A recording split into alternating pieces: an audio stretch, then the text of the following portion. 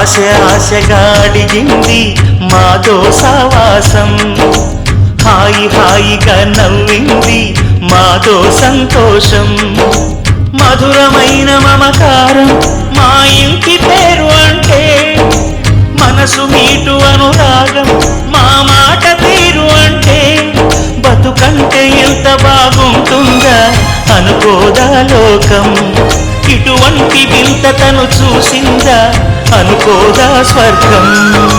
సరే పమాగరే సరే సరే సా, ఆశ ఆశగా అడిగింది మాతో సావాసం, హాయి హాయిగా నవ్వింది మాతో సంతోషం.